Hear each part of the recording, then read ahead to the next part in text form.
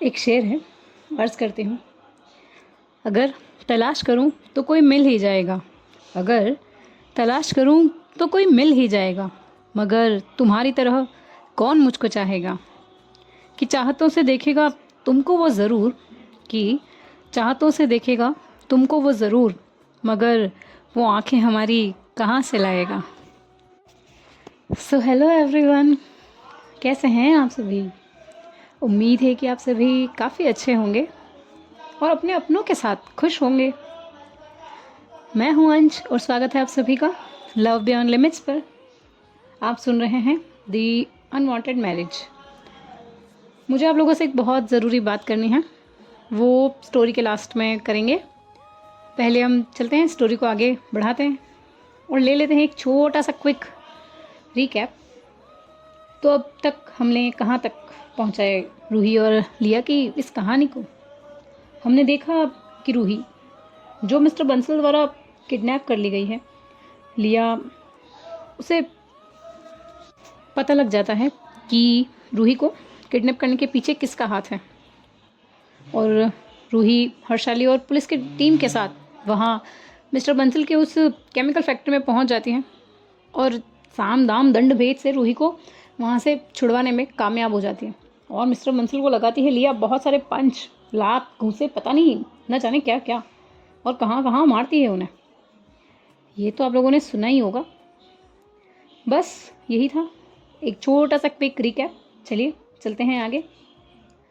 रूही, लिया, हर्षाली और दिया ये सब घर आ जाते हैं और आभा अपने दोनों बच्चों को सही सलामत देखकर बहुत ही खुश हो जाती हैं और दौड़ते हुए आकर रूही और लिया को गले से लगा लेती हैं। वहीं मिसेस खन्ना भी, जो अब तक रो रो कर जिनका हाल बेहाल हो चुका था, रूही को अपने गले से लगा लेती है और फिर लिया को भी अपने गले से लगा लेती है। सब लोग लिया और रूही को देखकर काफ़ी खुश हो जाते हैं। याचना भी रूही को देखकर युवान की गोद से उतरकर दौड़ते हुए रूही के पास आती है, उसे गले से लगा लेती है। आभा इन दोनों के इस प्यारे से, इस क्यूट से मोमेंट को देखती है तो इन दोनों की बलाएं ले लेती है। आप कहाँ चले गए थे रू, आपको पता है ना मैंने आपको कितना मिस किया, याचना ने रूही से कहा। आई एम सॉरी बच्चा, वो कुछ बहुत ज़रूरी काम आ गया था ना, तो बस हम उसी में उलझ गए थे। रूही ने याचना के गाल पर किस करते हुए याचना से कहा। लिया रूही से थोड़ा आराम करने के लिए कहती है कि तभी पंडित जी जो पीछे से बोल पड़ते हैं, बेटा शुभ मुहूर्त में सिर्फ 45 मिनट ही बचे हैं। पंडित जी की इन बातों सुनकर लिया एक बार रूही को देखती है, फिर उससे बहुत ही स्लो वॉइस में कहती है, वाइफी आर यू ओके और नॉट। रूही लिया का हाथ पकड़कर उसकी आंखों में देखते हुए उससे कहती है, I am okay monkey, let's get married. लिया रूही की बात सुनकर मुस्कुरा देती है और लिया जल्दी से जाकर अपने रूम में चेंज कर लेती है और वापस आकर ये दोनों जाकर वो वरमाला के बड़े से स्टेज पर जाकर खड़े हो जाते हैं। श्रेया रूही को वरमाला पकड़ाती है और हर्षाली लिया को।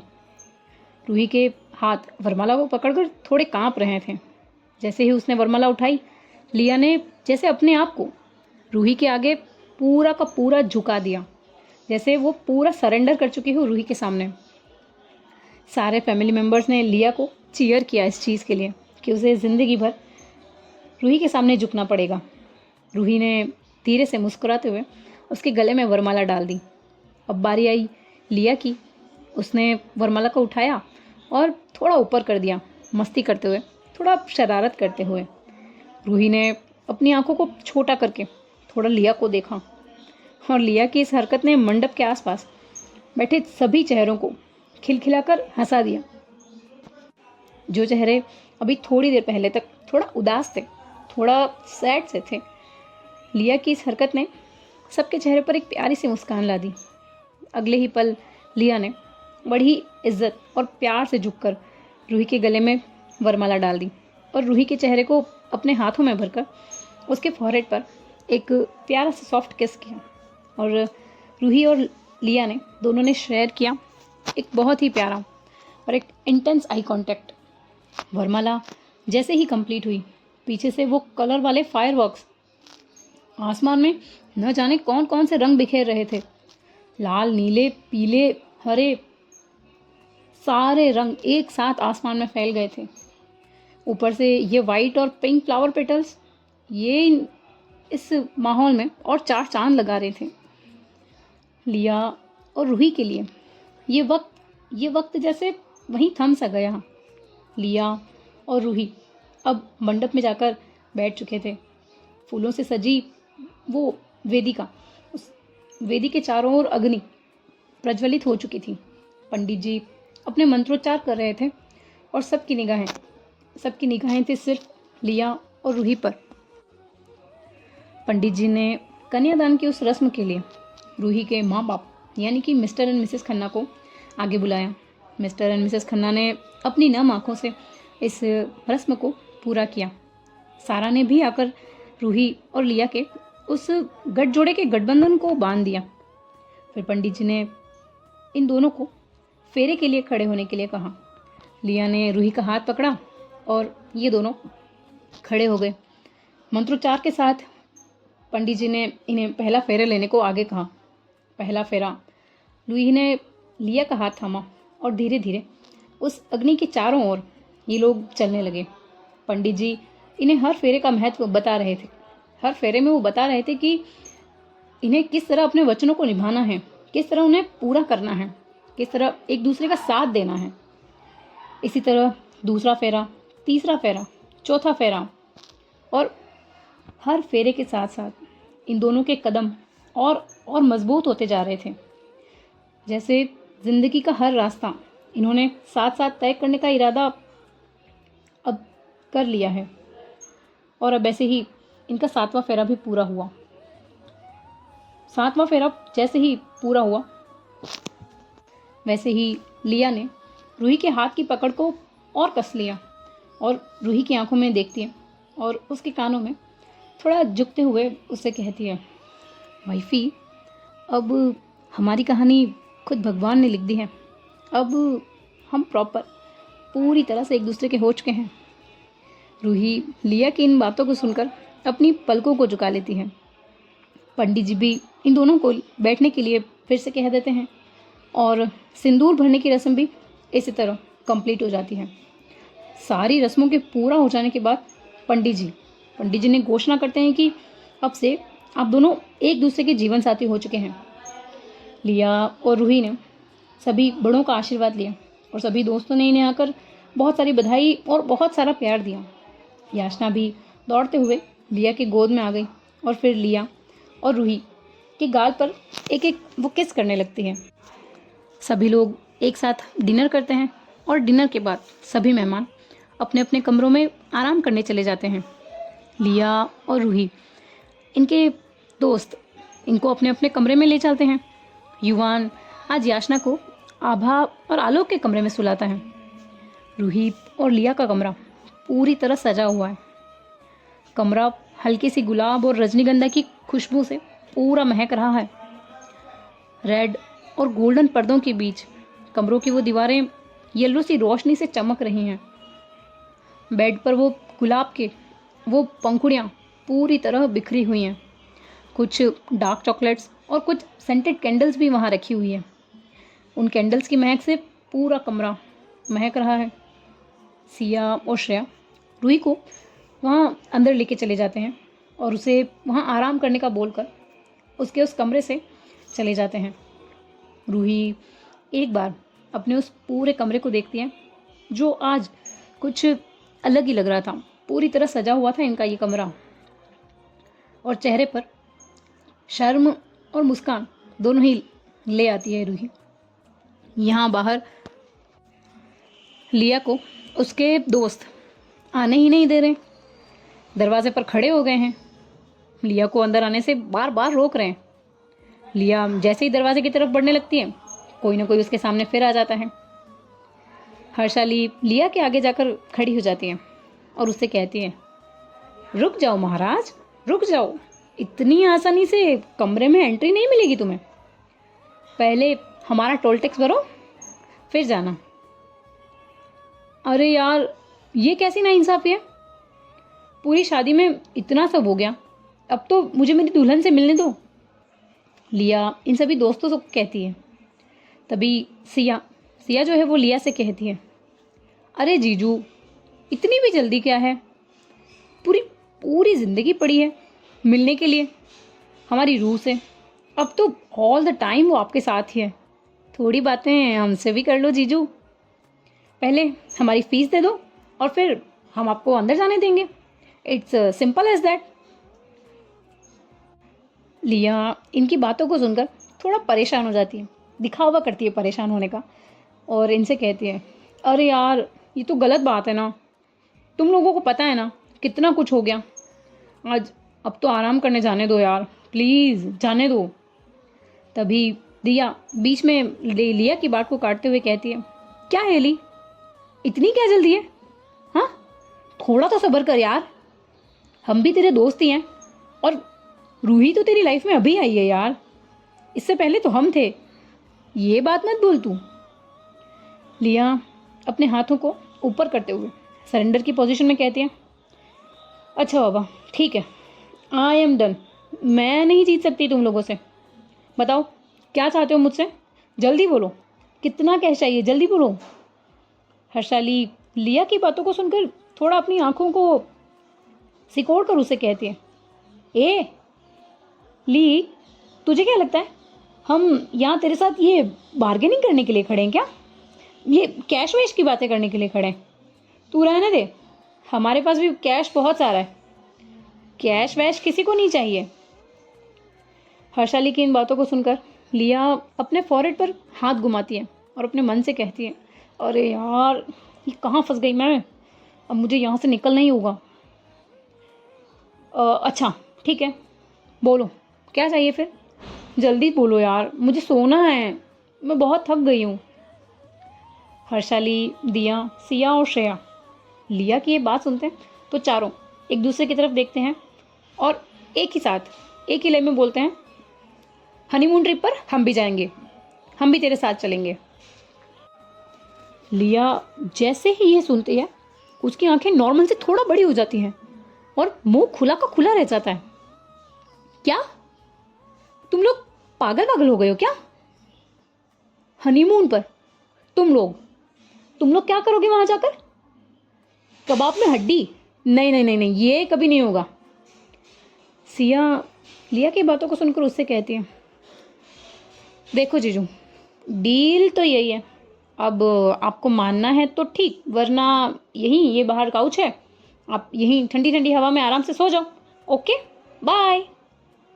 लिया अब समझ चुकी है कि ये लोग नहीं मानने वाले हैं, तो सबसे कहती है, अच्छा ठीक है, पहले मुझे डिसाइड तो करने दो, रूही से बात तो करने दो कि वो कहाँ जाना चाहती है, सबके साथ जाना भी चाहती है या नहीं। मैं पहले कैसे उसका ओपिनियन बता दूँ तुम्हें? मैं उससे बात करूँगी, फिर बताएंगी तुम्हें। तो हर्षाली लिया की बातों को बीच में काटते हुए कहती है, ओ भाई, डोंट वरी, तू उसकी टेंशन मत ले, सब कुछ अरेंज हो जाएगा। और रूही से हमने ऑलरेडी बात कर ली है, तू तो बस हमें साथ ले जाने के लिए अग्री हो जा। लिया अपनी आंखों को थोड़ा छोटे करते हुए हर्षाली को देखती है और उससे कहती है, तुम लोग कितने चीप हो यार, तुम लोगों को शर्म वरम नहीं आती क्या कोई? रूही से ऐसी कैसे बात कर ली तुमने? शर्म नहीं आई तुम्हें? छी, कैसे लोग हो यार। सिया कहती, अरे जीजू, इतना तो रूही को अजीब नहीं लगा जितना आप वियर्ड फील कर रहे हो। जल्दी बोलो यार जीजू, जो भी करना है आपका, जो भी फाइनल डिसीजन है, हम भी बहुत थके हुए हैं, जल्दी करो। लिया फिर इनसे बातें कहती है और कहती है, अच्छा ठीक है, इस बारे में मॉर्निंग में बात करेंगे, अभी मुझे जाने दो। दिया फिर लिया के रोक देती है और कहती है, अरे रुक जा, नहीं नहीं, बिल्कुल नहीं, जो भी है अभी डिसीजन लो। लिया बिल्कुल समझ जाती है कि ये लोग बिल्कुल नहीं मान लें, तो वो थक हार कर हाँ कर देती है। सभी दोस्त उसके सामने से हट जाते हैं और अपने दोनों हाथों को झुकाकर उसके आगे करते हैं। लिया अपने रूम का दरवाज़ा धीरे से खोलती है। पीछे से हर्षाली उससे कहती है, भाई अंदर पहुंचते ही सो मत जाना, और हाँ, रूही से हमारी शिकायत मत करना कि हमने तुझे लेट भेजा। और ये कहते ही हर्षाली, दिया, सिया और श्रेया वहाँ से भाग जाते हैं। लिया इन्हें एक वियर्ड सा स्माइल देती है और दरवाजे को बंद कर लेती है। लिया अंदर आती है और कमरे को देखकर मुस्कुरा देती है। उसके चेहरे पर एक बहुत प्यारी सी मुस्कान आ जाती है। रूही जो कि बेड पर अपने सिर को पीछे टिकाए हुए बैठी है, दरवाज़ा बंद होने की आहट से अचानक से अपने सिर को सामने की ओर करके देखती है तो सामने लिया को देखकर उसके होठों पर एक बड़ी सी मुस्कान आ जाती है। एक प्यारी सी मुस्कुराहट आ जाती है। उसका चेहरा एकदम से खिल जाता है। रूही अपने कदमों को ज़मीन पर रखकर अपने उन जल्दी जल्दी कदमों से जाकर लिया के पास जाकर उसे गले से लगा लेती है। लिया भी रूही को कसकर अपनी बाहों में भर लेती है। कमरे की एक खामोशी जैसे जैसे वक्त इनके बीच कहीं ठहर सा गया हो। एक की आंखों में बेचैनी तो दूसरे की आंखों पे एक अपनापन। लिया के हाथ रूही के कमर के चारों ओर कस गए हैं। रूही की आंखें बंद है। वो बस इस मोमेंट को फील करना चाह रही है। अपने चिन को लिया के कंधे पर टिकाकर वो एक गहरी सांस लेती है जिसमें एक राहत है, जैसे लंबे सफ़र के बाद का ये इंतज़ार अब ख़त्म हुआ हो। इन दोनों के दिल की धड़कनें बस एक ही ताल में बज रही हैं। ये गर्माहट जो ये दोनों अभी फील कर रहे हैं, ये एक दूसरे में उतरती चली जाती है। कोई शब्द नहीं, बस एक गहरी खामोशी, और उस खामोशी में छुपी हुई इनकी सारी बातें, वो प्यार, वो ट्रस्ट, वो कभी न टूटने वाला भरोसा। इनकी बाहें कुछ मिनट तक ऐसे ही एक दूसरे के चारों ओर कसी हुई हैं। आलिंगन की गर्माहट में जैसे ये दोनों एक दूसरे में पिघल रहे हैं। कुछ पलों बाद रूही थोड़ा धीरे धीरे पीछे हटती है और उसकी हथेलियाँ अब भी लिया की उस गर्दन पर टिकी हुई हैं। इनकी नज़रें आपस में मिलती हैं। एक बहुत गहरा, बहुत प्यारा, इंटेंस और एक इमोशनल आई कांटेक्ट। मानो इन दोनों की नज़रों में बस इजहार यही छुपा हुआ है। दोनों की सांसें तेज़ हैं, इतनी करीब कि एक दूसरे के होठों से टकराकर वापस लौट रही हैं। लिया होठों पर एक मुस्कान के साथ रूही से कहती है, क्या हुआ वाइफी? सब ठीक है, रिलैक्स। रूही लिया की इन बातों का जवाब देते हुए उससे कहती है, तुम्हें पता है ना, जब मैं तुम्हारी बाहों में होती हूँ तो मुझे लगता है बस ये मोमेंट यहीं थम जाए और इस मोमेंट में बस हम दोनों हों।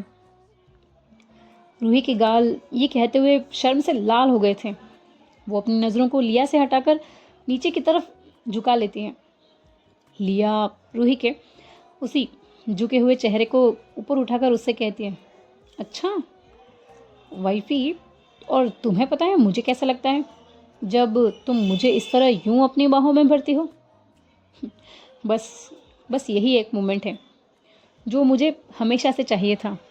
इसके अलावा दुनिया में मुझे कुछ भी नहीं चाहिए। और फिर इनकी सांसें जो अब तक एक दूसरे में टकरा रही थी, वो अब एक हो जाती हैं, मिल जाती हैं एक दूसरे से। और इनके होठों के बीच जो अब कुछ ही सेंटीमीटर्स का जो दूरी थी, वो अब मिट जाती है। होता है इन दोनों का होठों का स्पर्श बहुत ही नाजुक लेकिन दिल की गहराई से।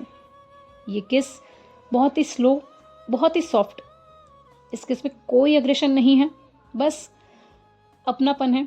और इन दोनों की मोहब्बत की ये नरमी, दोनों की ही आंखें बंद हैं, दोनों ही इस किस को फील कर रहे हैं। लिया रूही के निचले होंठ को अपने लबों में भरकर एक सॉफ्ट सा स्मूच करती है और फिर छोड़ देती है। वो रूही के निचले होंठ के साथ कई बार यही करती हैं और फिर ऊपर वाले होंठ के साथ भी वही सेम चीज़ रिपीट करती हैं। रूही भी अब खुद को रोक नहीं पाती। उसने अपनी बाहों को कसकर लिया के गले के चारों ओर लपेट लिया है। रूही ने लिया के होंठों को अब कसकर थाम लिया है।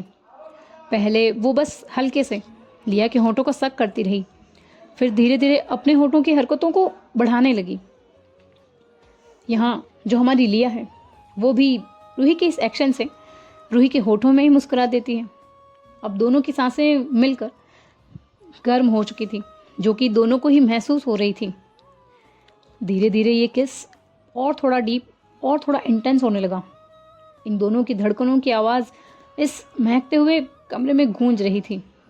उनके लिए जैसे जैसे पूरी दुनिया सिर्फ और सिर्फ इसी लम्हे में सिमट गई हो। ये किस थोड़ा लंबा चलता है और ख़त्म होने के बाद भी ये दोनों एक दूसरे से अलग होकर एक दूसरे से ही चिपके रहते हैं। होठों पर हल्की सी वो मुस्कान, और दोनों ने एक दूसरे के सिर को एक दूसरे से लगा रखा है। लिया रूही के माथे पर एक फॉरहेड किस करती है और उसका हाथ पकड़कर उसे बेड की तरफ ले जाने लगती है। रूही को बहुत ही प्यार से उस बेड पर बिठा देती है और खुद जाकर नीचे फ्लोर पर बैठ जाती है और अपने सर को रूही की वो थाइस पर रख देती है। रूही लिया के सेक्शन से थोड़ा हैरान हो जाती है, लेकिन जब लिया की आंखों को वो इस तरह से सुकून से बंद होते देखती है तो अपने हाथों को लिया के बालों में सहलाने लगती है। लिया ने आंखें बंद करके अपने बालों में रूही की उंगलियों को पाया तो मुस्कुराकर एक गहरी सांस ली और बहुत ही धीरे से रूही से कहती है, रूही, पता है मैंने ज़िंदगी में बहुत कुछ देखा है, लेकिन तुम्हारे पास आकर लगता है जैसे मेरी सारी परेशानियां खत्म हो गई हो। लिया की ये बातें सुनकर रूही मुस्कुरा दी। उसके होठों पर एक शर्म थी और मोहब्बत से उसके गाल पूरे लाल थे। उसने लिया से पूछा, अच्छा सच में मंकी? लिया ने उसकी ओर अपनी हल्की सी उस गर्दन को घुमाया। उसकी आंखों में अभी चमक थी। अपनी चिन को रूही की थाइस पर रखकर उसकी आंखों में देखते हुए उससे कहा, सुकून से भी ज़्यादा हो तुम मेरी दुआ हो, मेरा घर हो, मेरी दुनिया हो। तुम्हारे साथ मुझे जो खुशी मिलती है वो कहीं किसी चीज़ में नहीं मिलती। तुम जब सोती हो तो मैं तुम्हें सोता हुआ देखती हूँ तो लगता है बस ये जो नज़ारा है वो मेरी आंखों से कभी जाए ही नहीं। तुम हो तो सब कुछ सही लगता है। लिया की इन इमोशनल बातों को सुनकर रूही की आंखें हल्की सी नम हो जाती हैं और उसने और प्यार से लिया के बालों में अपनी उंगलियों को घुमाया और लिया से कहा, मंकी, मुझे भी तुम्हारी बाहों में वही एहसास होता है, एक सुकून जो अब तक मुझे नहीं मिला। लिया ने रूही की दोनों हथेली को अपने होंठों के सामने करके उन पर एक बहुत ही सॉफ्ट किस किया और रूही के हाथों को अपने गाल से लगाकर बहुत ही प्यार से मुस्कुराई और उससे बोली, रूही, मैं तुम्हें हमेशा इसी तरह इज़्ज़त और प्यार दूंगी। मुझे नहीं पता कि शायद कोई समझ पाएगा या नहीं कि मैं तुमसे कितना प्यार करती हूँ, लेकिन मैं किसी को समझाना भी नहीं चाहती। बस इतना चाहती हूँ कि तुम मुझे समझो। रूही ने ये सुनकर झुककर लिया के माथे को एक किस कर दिया और उसके हाथों को पकड़कर उसे अपने सामने बिठाकर खुद को लिया के सीने में खुद को ढसा सा दिया और अपने मन के भावों को कुछ इस तरह एक्सप्रेस किया लिया के सामने। जब कोई बात बिगड़ जाए, जब कोई मुश्किल पड़ जाए, तुम देना साथ मेरा ओ हमनवा। न कोई है न कोई था जिंदगी में तुम्हारे सिवा, तुम देना साथ मेरा ओ हमनवा। हो चांदनी जब तक रात देता है हर कोई साथ, तुम अगर अंधेरों में ना छोड़ना मेरा हाथ। लिया जब रूही को यूं गाते हुए सुनती है तो उसे और कसकर जकड़ लेती है और उसके सिर पर बहुत ही प्यार से हाथ घुमाने लगती है। और लिया रूही के उस अधूरे गाने को वो खुद आगे पूरा करती है। वफादारी की वो रस्में निभाएंगे हम तुम कसमें, एक भी सांस जिंदगी की जब तक हो अपने बस में। न कोई है न कोई था जिंदगी में तुम्हारे सिवा, तुम देना साथ मेरा ओ हमनवा। जब कोई बात बिगड़ जाए, जब कोई मुश्किल पड़ जाए, तुम देना साथ मेरा ओ हमनवा। जैसे ही लिया अपने इस रूही के अधूरे छोड़े हुए गाने को पूरा करती है तो रूही के फॉरहेड पर एक किस करती है और रूही को धीरे से बेड पर लिटा देती है और खुद उसके ऊपर आ जाती है। और रूही के लिप्स पर इस बार लिया बहुत ही इंटेंस किस करने लगती है, बहुत ही अग्रेशन भरा किस करने लगती है। रूही जो लिया के इस सडन से एक्शन से थोड़ा शॉक हो जाती है और लिया की तरफ देखने लगती है। लिया रूही को जब ऐसे देखती है कि वो इस किस का कोई रिस्पॉन्स नहीं कर रही है तो लिया सडन ही अपने उस लेफ्ट हैंड से रूही के उस पर थोड़ा सा जोर से प्रेस कर देती है, जिससे रूही की आंखें दर्द से थोड़ा सा सिकुड़ जाती हैं और अपने हाथों से लिया के शोल्डर पर हल्के हाथों से मारती है। तो लिया उसके उस हाथ को कसकर अपनी उंगलियों में फंसा लेती है। लिया धीरे धीरे रूही के लिप्स से उसके उस कान पर किस करने लगती है, उस ईयर की टिप को अपने दोनों होठों में भरकर खींचती है और फिर छोड़ देती है, जिससे रूही थोड़ा सिहर उठती है। लिया धीरे से रूही के ईयर की टिप पर हल्का सा बाइट करती है। रूही के कानों पर पड़ती वो लिया की गर्म सांसों को महसूस करती है तो रूही की सांसें नॉर्मल से थोड़ा तेज हो जाती हैं। लिया धीरे धीरे रूही के कानों से उसके गर्दन पर आ जाती है, वहाँ वो बाइट करती है, अपनी टंग से वो लिक करती है और वहाँ उसकी गर्दन के स्किन को अपने होठों में भरकर स्मूच करती है, जिससे वहाँ हल्का सा वो रेड लव बाइट सा बन जाता है। वहाँ वो बाइट करती है, सक करती है, किस करती है और लिक करती है। तो गाइस इन दोनों को कंटिन्यू करने देते हैं। अब देखते हैं कि इनका कहाँ तक और कैसे चलेगा, वो हम आने वाले भागों में सुनेंगे।